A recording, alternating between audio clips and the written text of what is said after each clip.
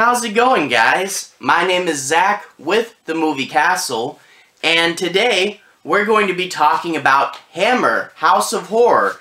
This is episode 2, and this one's entitled The 13th Reunion. This is from September 20th, 1980, and is directed by Peter Sasdy. Peter Sasdy worked with Hammer a lot. He made Taste the Blood of Dracula, Countess Dracula, Hands of the Ripper, and another thing he also directed is the next episode, so we'll get to more of him next week. This episode stars Julia Foster and is one of my personal favorite episodes. This is a really great conspiracy mystery episode, and it leads to this great ending, which I obviously won't spoil, but a really, really good ending to this episode. The 13th Reunion does refer to something that happens at the end of the episode. There's a mysterious group of people that gather for this, but who are they and how do we uncover it? Well, that's the story. You see, there's this reporter who's doing the story. There's a weight loss clinic that, while it's effective, is causing psychological damage to a lot of people that attend it. And the reporter goes there, and slowly one thing leads to another. She's trying to figure out what makes this place tick, but discovers it goes so deep, and it becomes this really crazy mystery that you don't know where it's going to go from one moment to the next. And when you start off and you think, okay, this is going to be like a psychological thriller with this weight loss clinic, and then you realize, no, we're going down a rabbit hole, and we're going to get to this conspiracy that no one would have expected to unearth at the beginning of this episode.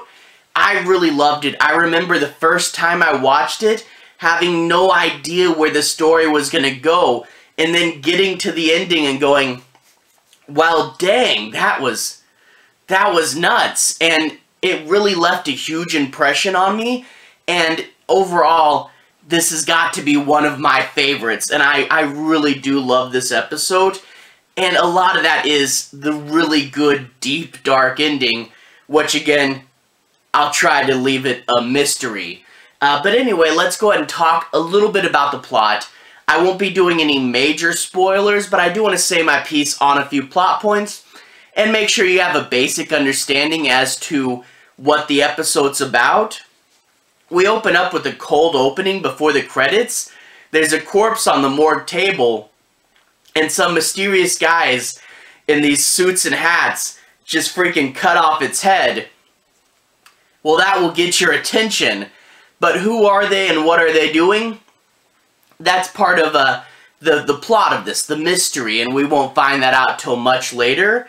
But anyway, after the theme song, we jumped into the episode proper, and we meet this female reporter, and she's working for the woman's page of the local paper. And her boss says, I have a story for you. There's a person that wrote into our paper, and she says, I went to this weight loss clinic, I did lose weight, but it was very mentally troubling, and I'm worried that for someone who's more sensitive, going through this program could have lots of, negative effects. So the boss says, hey, you're a little overweight, go do this program and see what's up. Now, the one flaw with this episode is they make this whole thing about how the reporter's overweight, and she really isn't. Like, if you had said that she was a little out of shape, then maybe I could have bought that. But they said overweight, and they try to give her, like, baggier clothes to kind of create this appearance. And maybe it is the standards of different times and different places. My perspective right now is, an American citizen in 2022, and this is British standards from 1980, so maybe from their point of view things were different, but she's really not that overweight, and that's sort of the thing, is it's the start of this episode, and it's like, nah, she's really not. But anyway, she agrees to go to the clinic, but she's not super thrilled with this story. And we do get to find out a few things about her job, and the reporter has some really interesting grievances against her work. She works for the woman's page of the paper. This is supposed to be empowering towards women, supposed to drive female readership to the paper, but at the same time, when you look at how their bosses are choosing stories, they don't really have a good view of these women, you know? They tend to think of women as very self-absorbed, so even though they say, hey, this is a good thing for you, they really don't think too highly of the people that they're trying to sell the papers to. And she brings up this argument about how she'll want to do a story or something, and they'll say, no, that doesn't really fit the woman's interest tone. So it's supposed to empower this reporter, and the woman's page winds up segregating her and limiting what she can do. So I thought that was a really interesting argument that this reporter makes, and it's an interesting little thing to think about as we get into this episode. Anyway, she goes to the clinic, and it's run by a former PE teacher that has gotten a mysterious, high job upgrade. So he's there, and he's the face of the clinic, and we see him start to kind of body shame this woman. He takes her on a little stage in front of the rest of the group and starts to really berate and dig into her, and he's starting to give her a psychological tick that might help her lose weight, but is super, super traumatizing and could so easily turn out very, very bad. So you see, yeah, this is definitely bad and definitely abusive, but after he berates this woman, he talks to this other guy, and this guy, he's like, I think I actually gained a few pounds. And he goes, well, it doesn't show, so it doesn't matter. I like your progress, and I'm going to give you this special diet, eat these pills, eat this protein. And of course the reporter hones in on that. Why is he being nice to this one guy? That's weird. So during dinner, she goes up and talks to him, and the two surprisingly hit it off. He's a banker, he's divorced, and she never found anyone, and the two really just click, So she gives him her number and is really looking forward to seeing him, but then literally right after they leave, he gets in his car by himself and he starts to hallucinate and feel bad. He sees like an evil image of himself in the passenger seat, and a mysterious figure runs him off the road and he's dead. Now, she goes to his funeral, she's really sad, and one of the funeral home people, one of the employees, says, hey, you're a reporter, I need to talk to you. So they go somewhere alone, and the employee of the morgue says, there's something mysterious going on here. The body, I normally do all the embalmings and stuff, but my bosses, who are way above this in their pay grade, said, we'll handle this one. We'll take care of this body all by ourselves, which is very odd. And the only other time they did this was another person from the clinic that also died in a mysterious car crash. So he thinks there's something up, and he says, hey, his body's still in the family crypt. Let's go and see it tonight. So a really good sneaking into a crypt, and what they find in this casket is very, very strange.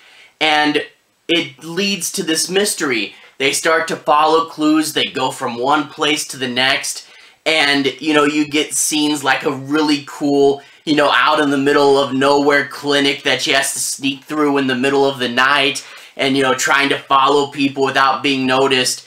And one thing leads to the other, and it gets deeper and darker until she does finally make her way to that 13th reunion.